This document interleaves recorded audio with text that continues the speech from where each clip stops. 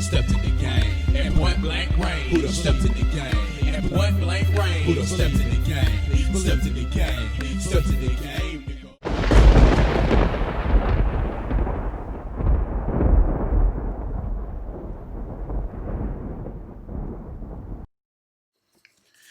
Who done stepped in the game?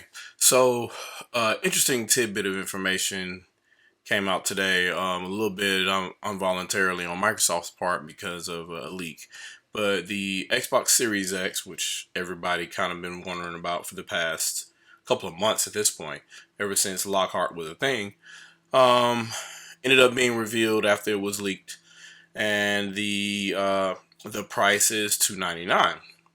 So what we're looking at now is, if you looked at some of the, well, there's some other content that I'll have coming out later, but a couple of other details were divulged by Microsoft previously, where they start talking about a lot of the other inner workings of the Xbox Series X.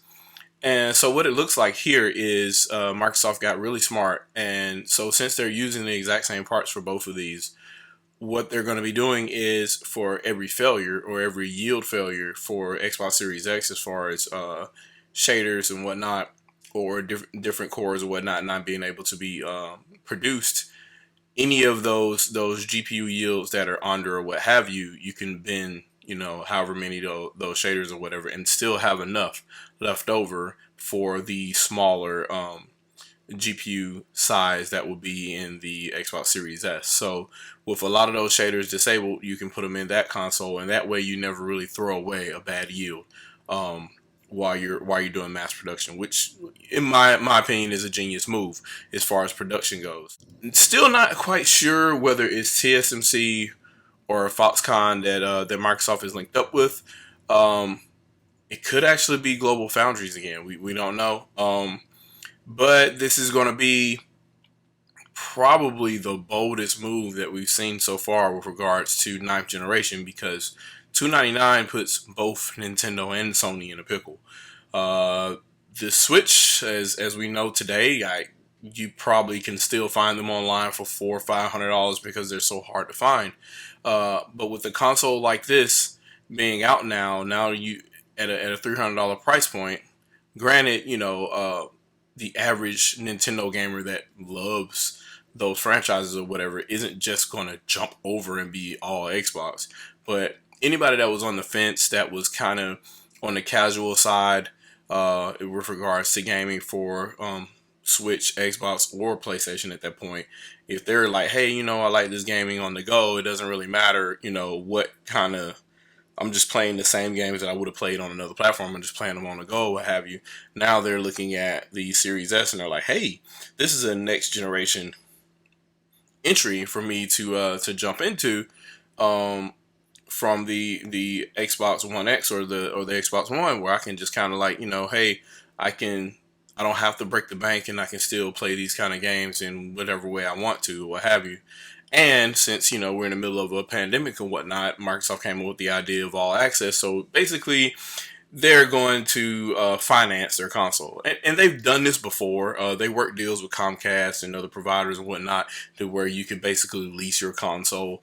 I think it's kind of gross, to be honest with you, because the finance charges, you might as well just get a credit card and just buy it on a credit card and then pay the credit card back. But they do have these options available for gamers.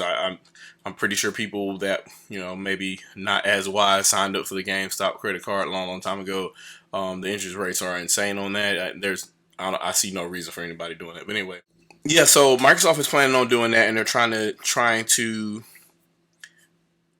basically create a space where between these two consoles and PC, and us sharing some of our stuff on either Switch or mobile or what have you, Xbox Live and xCloud will be everywhere. So we'll have the maximum amount of potential clients that we can get, because the service is where Microsoft's going to make the money. Really is where both Microsoft and Sony are all going to make their money going forward, because they don't really make them off games like Nintendo does. They wish they could, and if they could, they would. Like, they would still be selling us, remakes of Halo for $60, but that obviously isn't a thing. They can't do like Nintendo does with Mario. So Their bread and butter is going to be, hey, let's sell you these services, and we can get you in, and we can just get a monthly subscription out of you, and that's the greatest way to finesse a little bit of funds and be able to recoup a lot of the damages with regards to all of the R&D costs for building this console. So what we're looking at here, and this is kind of stepping on the toes of another video that I have coming forward. Well, you know, all four of these consoles, the discless and the disc-based PlayStation 5, the Xbox Series X, and the Xbox Series S, they're all using the same tablet Zen 2 cores that are basically the mobile variant of the AMD Ryzen 4300H CPU. Those are going to be in there paired with a high-end newer AMD GPU, RDNA 2, what have you, with GDDR6 memory. So that being said, all of these consoles are pretty much the same thing. And with the S having the lowest entry point right now, I don't know how Sony counteracts this, because the discless PlayStation 5 is the same as the disc-based PlayStation 5 from what I understand. The specs are supposed to be the same. Sony didn't really say much on the reveal. They just said there would be a discless one, and they obviously didn't mention price for either. So they could change that around to where the PlayStation 5 without a disc is at a competitive price point as far as the Xbox Series X Lockhart goes.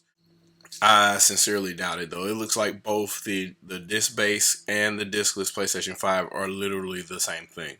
So we could be looking at a big advantage from Microsoft here with regards to that. Now, in the midst of all that information, Nintendo has been dropping bombs out of nowhere. So they decided to release some information today with regards to their partnership with Koei Tecmo, and what they're doing is actually amazing. And a couple of people caught on to this. A couple of people pretended to know, after the fact, give vague information and then say, hey, wink, this is the thing I was talking about. No, come on, bro. Like, there were other people that clearly said, this is what I think can happen, and then it happened. Nintendo is doing Hyrule Warriors, but this time it's talking about the war that happened, the cataclysmic war that happened 100 years before the Breath of the Wild environment that we know and love today. So imagine Hyrule Warriors, but in the Breath of the Wild landscape. And all the video content of this looks amazing, and it looks like a lot of fun. And just knowing that you're going to be part of that war and part of that story, you're going to get a lot of that back information between cutscenes and other story bits playing through to fill out the story, which is great, because that will help fill out the rest of this now trilogy between this as a prequel, Breath of the Wild, and Breath of the Wild 2 that's coming out, I'm guessing next year if Nintendo gets around to it. Kind of sounds like it may be a little bit further than that, based on what the director said during this presentation. They seem a little bit not as far along as they anticipated. So, but yeah, that's crazy day of events. And then on top of that, Rare tried to announce more DLC for Sea of Thieves.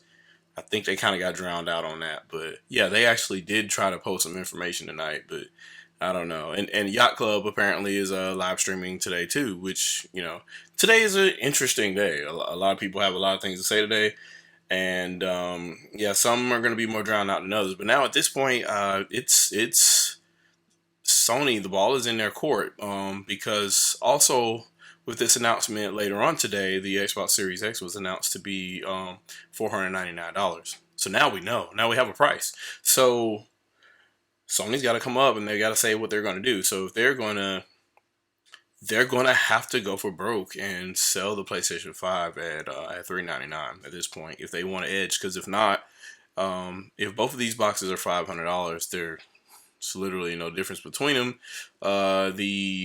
The fake tech heads would just say, hey, the Series X has more shaders, so therefore it's more powerful.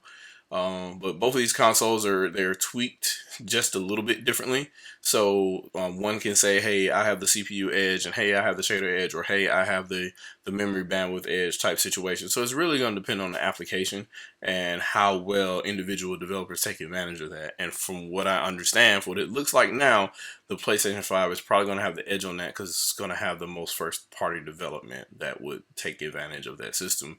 Whereas Series X appears to be, hey, we'll just have the better ports kind of situation. So it's all going to depend on what you're going to like, and obviously if you like Sony first party games anyway, you're obviously going to go there for that, regardless of whatever the tech advantages are going to be between the two of them.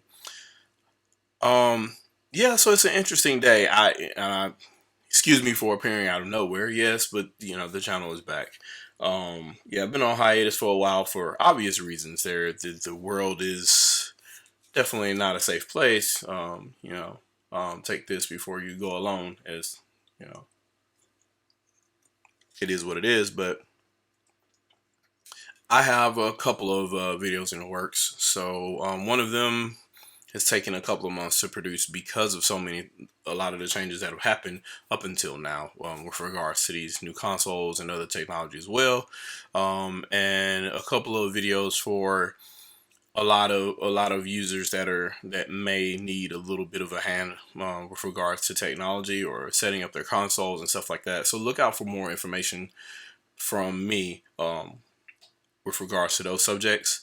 And yes, I will be getting back to some of the other technical stuff as far as speeds and feeds, going over these consoles more in depth. There will be a greatly in-depth video on that going forward as well. I'll be talking more on about how Unreal Engine 5 has changed. If you haven't seen my virtualized geometry video, check that out as well.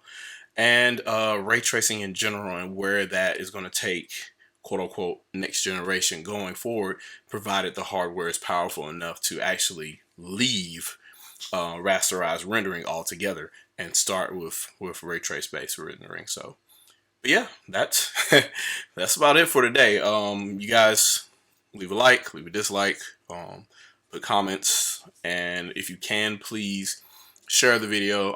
Believe it or not, sharing might actually be more important than liking or disliking at this point, because anything that can bring a link in is probably better than what the algorithm does, because the algorithm doesn't really share. YouTube does what it does. If you've been watching for the past couple of weeks, you've seen YouTube themselves admit how the algorithm is not exactly perfect. So do what you can. I'll be sharing videos on Twitter as well, so just keep on the lookout for that. Always look for hashtag ShadowCasts, hashtag ITP, hashtag they run from me, hashtag Huckleberry, and you'll see me around. Do you play games to have fun, but to impress other people?